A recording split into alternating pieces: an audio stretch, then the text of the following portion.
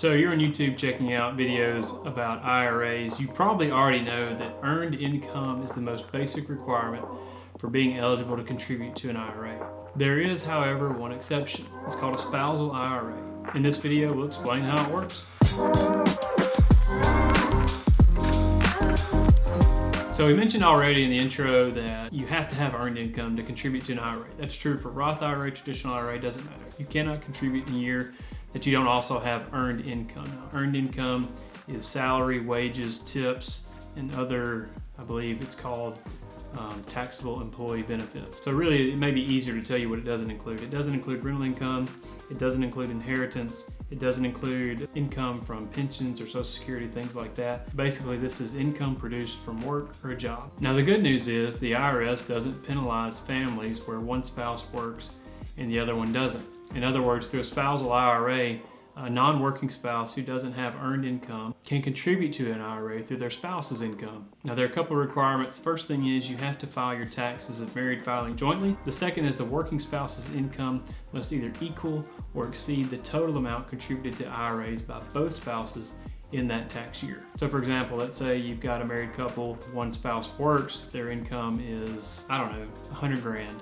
$6,500 is the annual contribution limit to an IRA. When we recorded this video, that means as a couple, this couple could contribute $13,000 in a year. Since the salary is 100 grand, no problem.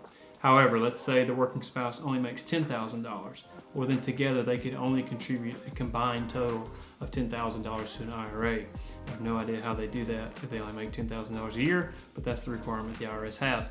Now, the contribution limits are the same for spousal IRAs. $6,500 in 2023 for anyone under 50. It's $7,500 for those 50 and above, and that's per person, per spouse, not total. So it's the same as everybody else's. The income restrictions are the same too. So basically, if the employed spouse makes less than $218,000, you can contribute the full amount.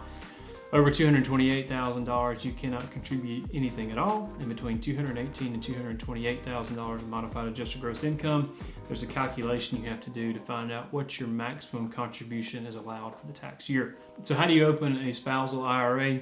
Well, if you go look for it at like Fidelity or Vanguard or something like that, you're not going to find spousal IRA. You can open an IRA just like any other IRA if you're a non-working spouse. Basically, you just go set up the account, buy the investments, just don't overfund it in a year, and make sure you have records that prove that your spouse was actually working. Now, the odds are you're never going to get audited on this. The IRS is not going to call and say, hey, Mrs. Robinson, we see Mr. Robinson didn't work this year. Were you working?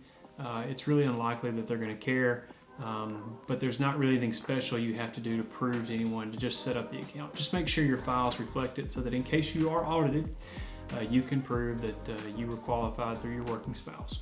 Now, contributions to spousal IRAs can also be made on a Roth or traditional basis.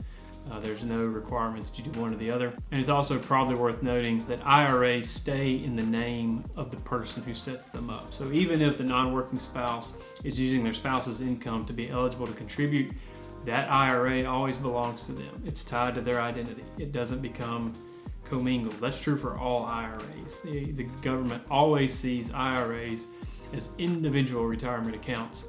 They're never commingled. Now, you may inherit one. Really, that's about it. You may inherit one, but they're always going to be yours as long as you live. So that's it, spousal IRAs. That was a quickie, but hopefully helpful to you.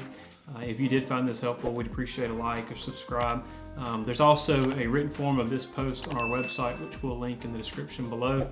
We'll also put some links to other IRA related videos and posts for you to follow if you'd like. As always, we're grateful to you for your interest in what we're doing in our videos and for watching it. We're thankful for the time you spent with us. God bless and take care.